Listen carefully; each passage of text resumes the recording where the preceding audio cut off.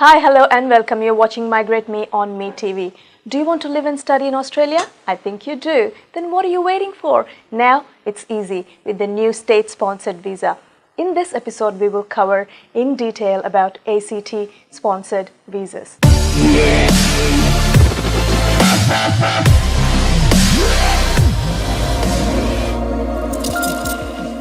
We have the very knowledgeable Harjit from Aussizz Group, who is also a registered migration agent with us today. Hello Harjit, welcome to the show. How are you?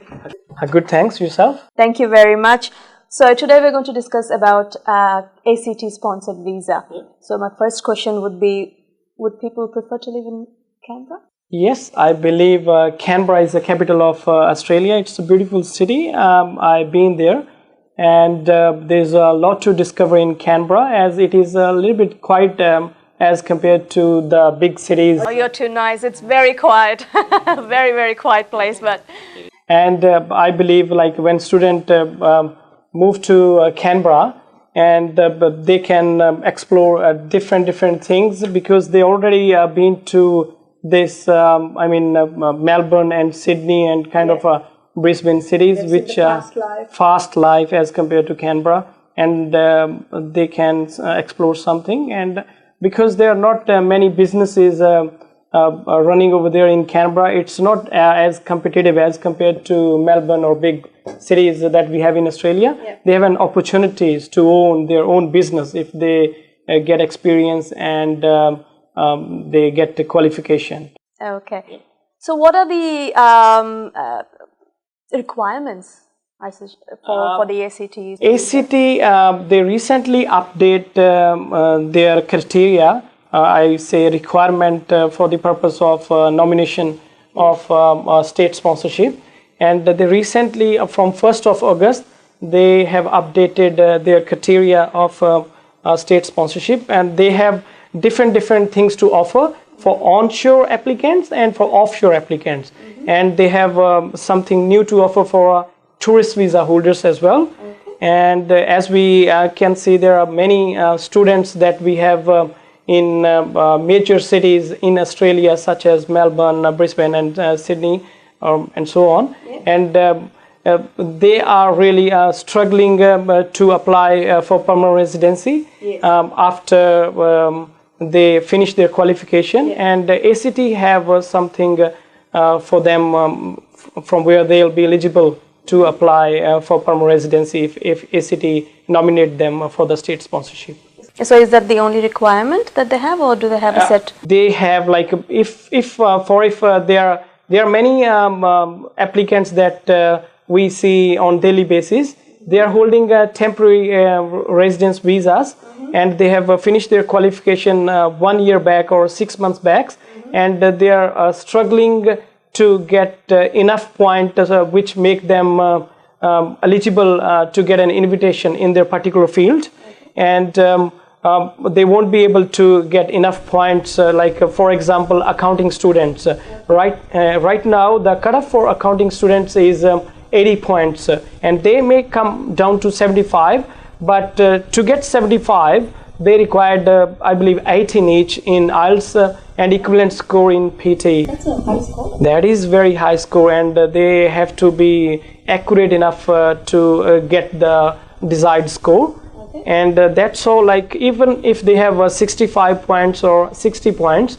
and they can have a different option today to apply for ACT. Like, how they'll be eligible? They have to study in Canberra for minimum of 1 year, which is a CRICOS registered 40 weeks course. Okay. Like similar that when we apply for a Tasmania state nomination, similar kind of course that you need to do in Canberra. Mm-hmm. The course must be certificate 3 or above level, like certificate 3, 4 or diploma level. Okay. That does not have to be in the same field that they have finished the previous qualification. For example, they have finished in accounting, okay. Master in professional accounting. Mm-hmm. They can get certificate 3 course in cookery or any other, any other field as well. Mm-hmm. That doesn't have to be relevant for their past qualification. That's good. That does not restrict them. Yep, that's not restricting them. Whatever is available for in the market for them, like they are highly interested in that field, like they have changed their mind and they want to go into that field, like for motor mechanic certificate 3, you know, that sort of thing. Even if they have they have interest in that field, they can still go for that field, and they can do certificate 3 course, a minimum of 40-week crack course registered. Yes. And after that, like they have to live in Canberra for minimum of 12 months as well during study. You know, during study. Some people mistakenly, student mistakenly understood this way, like they have to fulfill 12 months requirements living in Canberra after study. Okay, okay. So anyway, you're going to fulfill it. If you're studying there, you're fulfilling the period of stay, which is good. Yeah. Somebody is studying in Canberra for a minimum of 40 weeks, 12 months crack course registered course. Obviously, is going to be living there. These are the two options. Canberra have the third option, which is mandatory during living in Canberra and studying in Canberra, is you must work in your skill level 1 to 4. Yep, skill level 1 to 4. There are so many jobs covered by these skill level 1, 2, 3, 4. You can check that on the internet. Like if you find any kind of particular job, you can check that kind of job. Like is it fit into that skill level or not? And even they can give us a call anytime. Like if they find it hard to find the level of their employment, occupation name, then we can even provide them that sort of help over the phone. They don't have to worry about anything.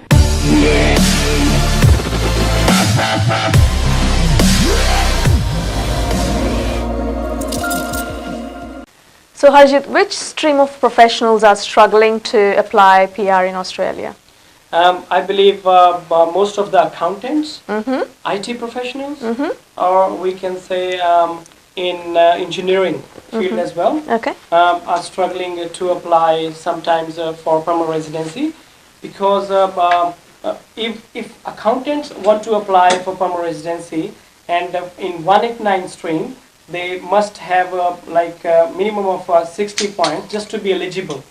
But the invitation that they get from the Department of Immigration is 80 points right now. And that may come down to 75 points. But for the students, those have only 55 or 60, 65 points. They won't be eligible to apply for permanent residency in 189 field. Then the second option for them is 190, which is the state nomination.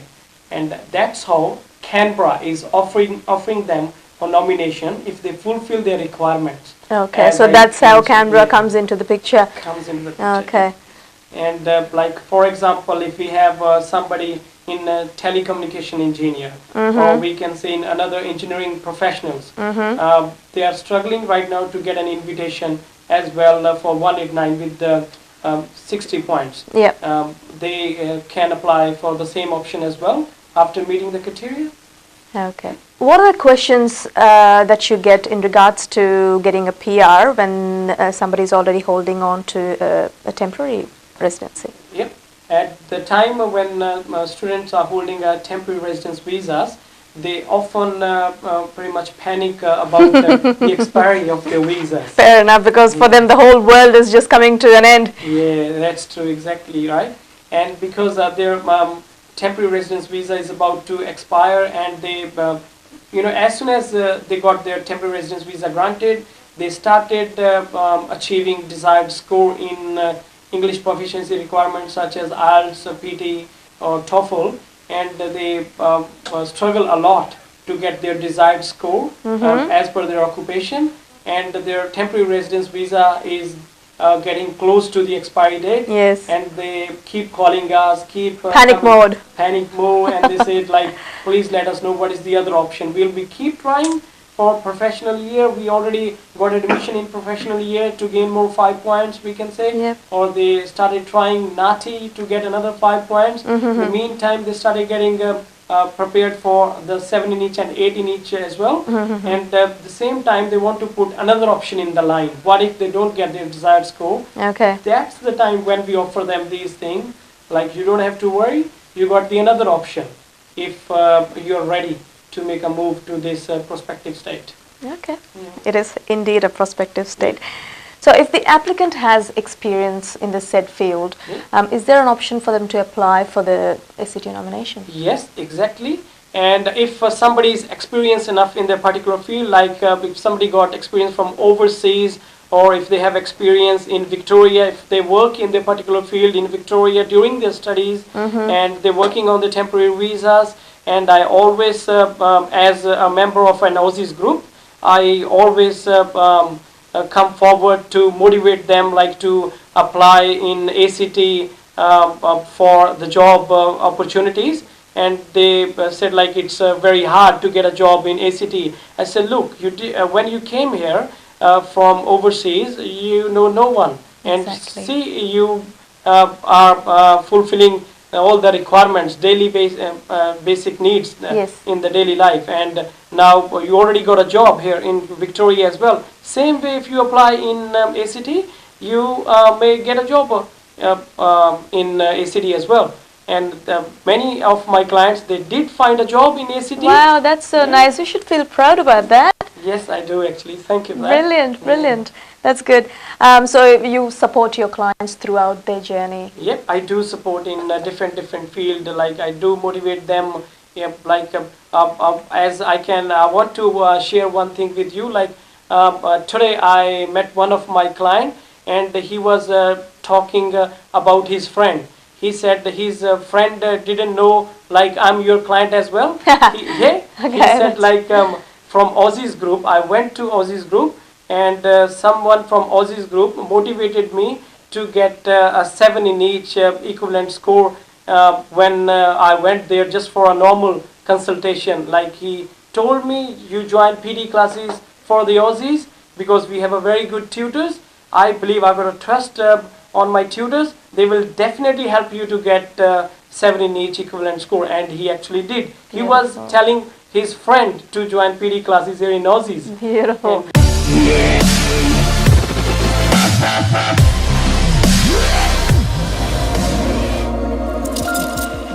He was the right words at the right time, and that's what Aussizz Group does. Is it easy for offshore applicants to apply for this particular visa? Yes, offshore applicants are in line as well. If they want to apply for ACT nomination, ACT have got something to offer for them as well.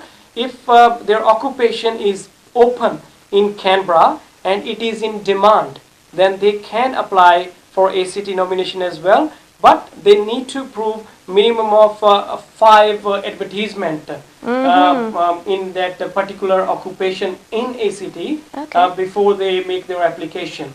And obviously they need to fulfill another criteria as well, which is required for immigration, like 6 in each equivalent score in English proficiency requirement, and enough points, which is 55, to be eligible for state nomination as well.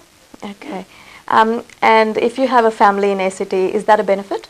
Yeah, if you have a family living in ACT, if for the offshore applicant, if they show a close ties, they have a family living in ACT, it is a benefit for them as well. They need to show like some sort of document, like they must be living in ACT for minimum of 12 months, and they need to show the relevant proof of their living in Canberra. So again, it has to be close relations. Close relation means that must be closely related. There must be like brother, sister, stepbrother, stepmother, not auntie, uncle, aunt. It's very easy for people in India to say chacha ka batija ka beta, and also that will not work out here. Yeah, will not. They need to show the proof like close ties. Okay. What are the timelines for these applications, both offshore and onshore? Yep. For the Canberra applicants, the onshore applicants, the timelines for them is 6 to 8 weeks, but that may varies. It depends upon the sort of application ACT receive at that particular period of time. If they receive the application in high volume, the time may varies, but right now it's 6 to 8 weeks approximately for the onshore. But if the applicant is offshore, the timeline for them for the visa processing is for the nomination processing is 6 months. Whoa! Yeah. That's a long time. That is a long time. So there's no way to go around it. There's no way to go, as it is the criteria, it is the requirement, it is the processing time that ACT have got available. Okay, so आप पूरे Australia में बस छा गए. Thank you very much. Thank you so much for your time. You've explained a lot about ACT sponsored visas today. I am sure all this information is very helpful to the people who wants to come and live in Australia and study in Australia. Thank you for your time once again. Thanks a lot. Thanks for that. So that's it, viewers. Today Harjit has explained everything we need to know about ACT sponsored visa. Until next time, stay tuned. But grab a jacket because it's going to be really cold in ACT. Yeah.